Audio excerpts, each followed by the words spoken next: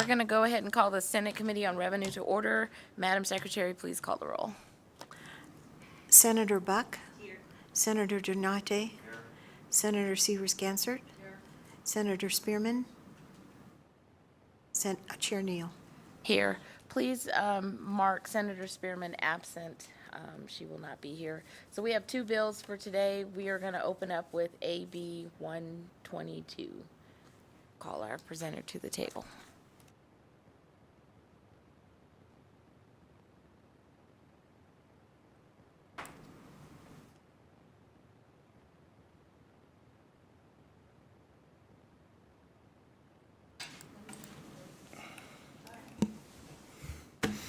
Good afternoon, Chair Neal, committee members of the Senate Committee on Revenue and Economic Development. It's great to be here with you. My name is Gregory Hafen II, and I represent Assembly District 36, and I am extremely happy to be presenting AB 122. During the last legislative session, the legislature approved AB 360, which prohibited a person from selling, distributing, or offering to sell cigarettes, cigarette papers, or other tobacco products to any person under the age of 40 without first conducting age verification through enhanced controls that utilize a scanning technology or other automated software-based system to ensure the purchaser is of age. The bill I'm presenting today, AB 122, provides an exception of these provisions to allow casinos to sell or distribute cigarettes without the electronic age verification. And then, Madam Chair, if you would allow, I'll give a brief summary of the bill. Thank you.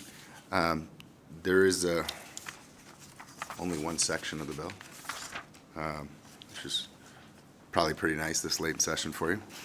So if you just look at subsection 3 of section 1, you'll see it provides an exception to the age verification requirement governing the sale, distribution, or offering for sale of tobacco products in a face-to-face transaction that occurs within areas of the casino where persons under the age of 21 are already prohibited from loitering.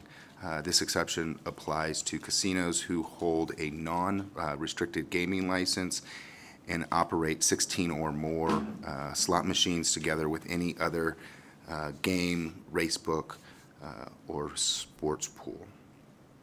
And then I'm going to pass it off to my co-presenter. Thank you, Madam Chair, committee members. Misty Grimmer with the Ferraro Group representing the Nevada Resort Association. First, I'd like to convey our appreciation to Assemblyman Hafen and Speaker Yeager for bringing this bill. As the Assemblyman mentioned, what AB 122 does is create an exclusion from the age verification requirement just for the casino floor of non-restricted licensees with a full casino environment. The electronic age verification process would still apply at other areas of our properties, such as retail outlets. The circumstances that exist on the casino floor make it so that electronic age verification of each tobacco transaction is challenging and unnecessary. The challenges come from our servers and patrons being constantly on the move from one machine to the next or one table to the next. So keeping track of who has and hasn't been verified is difficult. Additionally, often the tobacco provided on the gaming floor is a comp given to active players, so doesn't necessarily fit the mold of the traditional retail transaction where the scanning equipment is readily at hand. More importantly, the casino floor is already an area that is highly surveilled and restricted to prohibit the presence of people under the age of 21.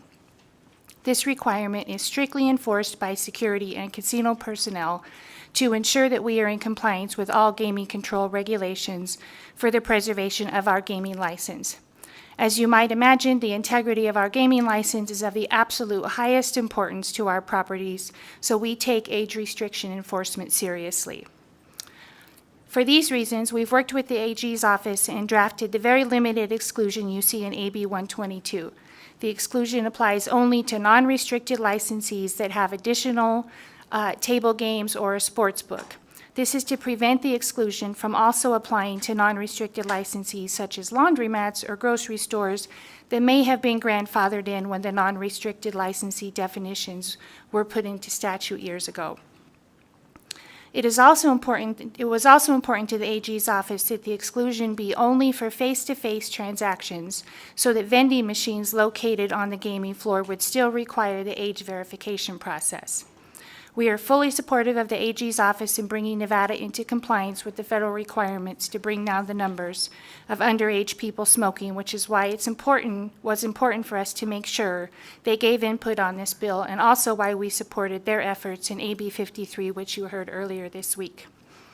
I appreciate the committee's time and happy to answer any questions. Thank you so much for your presentation. Committee members, any questions? Seeing none, we'll go ahead and move on to testimony. For any individuals that would like to testify in support of this bill, we ask that you please come forward. Seeing none here or in Las Vegas BPS, is there anyone virtually that would like to provide support testimony? To testify in support of AB 122, press star 9 to take your place in the queue.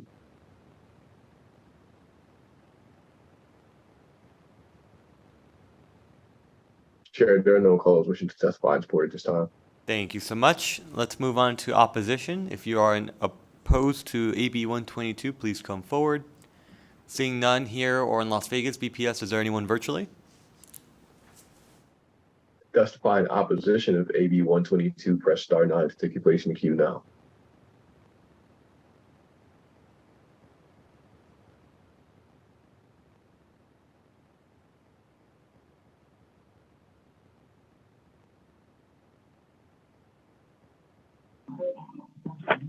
Good afternoon, Chair Neal and committee members. For the record, my name is Caitlin Gatchalian, Caitlin, last name Gatchalian, and I'm the Government Relations Director for the American Heart Association.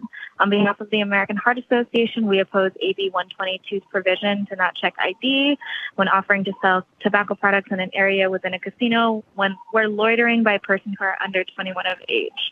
Currently, people who enter casinos do not have to get their IDs checked unless it's a strictly 21 plus casino. So for this reason, there's no way to tell if someone is not 21 unless you do an ID check. This policy would not be in alignment with national best practices for reducing tobacco sales to minors. Please oppose AB 122. Thank you. Chair, there are no more calls at this time. Thank you so much. And let's move on to neutral testimony. If there's anyone that would like to testify neutral, please come forward. Seeing none, BPS, is there anyone virtually? The public line is open and working, but there are no callers wishing to testify neutral at this time. Thank you so much. Assemblyman Hafen, did you have any closing remarks?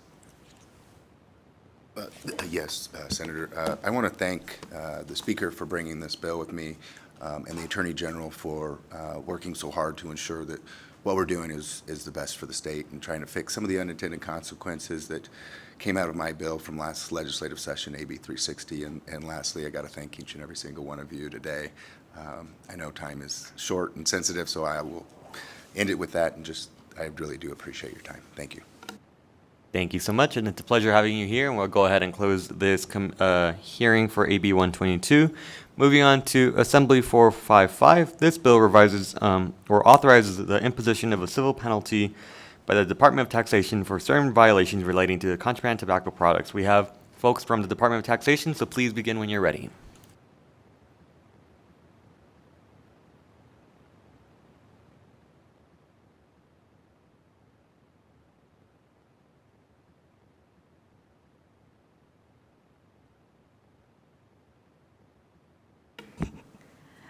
Good afternoon, Vice Chair Donate and committee members. My name is Shelley Hughes, Executive Director for the Department of Taxation, and I have with me today Chief Deputy Yvonne Navarez-Goodson and Deputy Director Jeff Mitchell. We will be presenting AB 455 today, and we will keep it brief. I will begin by discussing the background of the problem and what led up to AB 455. Deputy Director Mitchell will discuss the purpose of AB 455, and Chief Deputy Navarez-Goodson will discuss how AB 455 will resolve the problem. Before I begin, I want to point out that this bill only applies to the seizure of contraband tobacco product. NRS 370.025 defines contraband tobacco product as counterfeit cigarettes or tobacco product, or cigarette or tobacco products that are shipped, delivered, sold, exchanged, transported, distributed, or held for distribution in the state by any person in violation of the provisions of NRS 370. These violations include not being licensed by the department or possessing products in which the tax has not been paid. During the 2019 legislative session, Senate Bill 263 was passed and required sellers of vape products to be registered with the department. This bill also imposed an excise tax upon the receipt, purchase, or sale of vape products.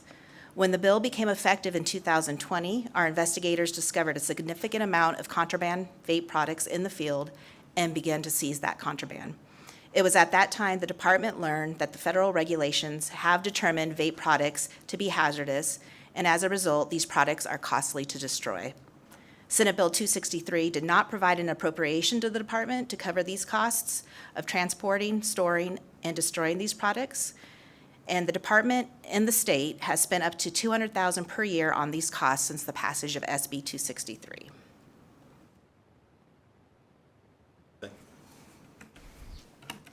Thank you, Jeff Mitchell, for the record. The department has performed 809 investigations in FY22 and 795 investigations in FY23. These investigations resulted in 67 seizures of tobacco contraband in FY22 and so far 58 seizures in FY23. Large seizures for storage, transportation, and destruction can be costly. AB 455 offsets the cost for the department to transport, store, and destroy these products by allowing for the imposition of a civil penalty on those businesses that are found to be in possession of contraband tobacco products. The cost to store, transport, and destroy these products should be borne by the business who illegally possesses them and not by the state. Thus, it is important for the department to have the ability to impose a civil penalty to help cover the cost to properly store, transport, and destroy hazardous contraband material that is seized. A business can appeal the imposition of the civil penalty if the business believes that the penalty was improperly imposed. Thank you, Yvonne Navarez-Goodson, for the record. Just to walk you through the provisions of the bill, AB 455 amends NRS 370.415 by adding subsection 6, which authorizes the department to impose a civil penalty on those who knowingly sell or possess tobacco contraband for the purpose of selling those products or exporting, importing, possessing, or constructively possessing contraband tobacco products, and for which the department has seized that contraband.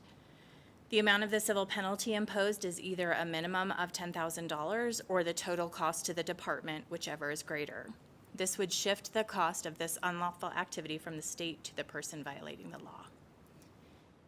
And with that, Mr. Chair, we are available to take any questions on the bill. Thank you. Thank you so much. Any questions for this bill? No? Seeing none? All right, I'll go ahead and move on to testimony in support.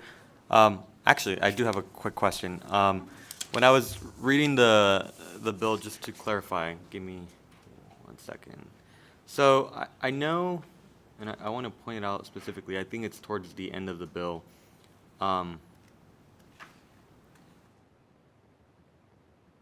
So I know it talks about contraband of tobacco. Is there any, and maybe this is not even relevant to this bill, is there such thing as contraband for like vaping products, et cetera, that aren't tobacco but would be included in this provision? Shelley Hughes for the record, yes, there is. So whatever is defined as a vape product under other tobacco products, the definition in NRS 370, if they are in possession of that with the intent to sell, and they have not been registered with the department or the tax hasn't been paid on that, then yes, that would be considered contraband. Okay, thank you so much. All right, that concludes our rounds of questions, and we'll go ahead and move on to support testimony. If you are in support of this bill, we ask that you please come forward. Seeing none here or in Las Vegas, BPS, is there anyone virtually? Testify in support of AB 455. Press star 9 to take your place in the queue.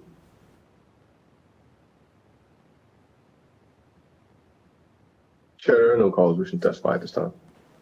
Thank you so much. Let's move on to opposition. Is there anyone here or in Las Vegas in opposition? Seeing none, BPS, is there anyone virtually? The public line is open and working, but there are no callers wishing to testify at this time. Thank you so much. And neutral, is there anyone here or in Las Vegas? Seeing none, is there anyone in neutral on the line, BPS? Chair, there are no callers at this time. Thank you so much. Did you have any closing remarks? Shelley Hughes for the record. I just want to say thank you. Thank you so much. We greatly appreciate you guys joining us, and we'll go ahead and close the bill hearing for AB 455. Moving on to the last agenda item, public comment. Is there anyone here or in Las Vegas? BPS, is there anyone virtually for public comment?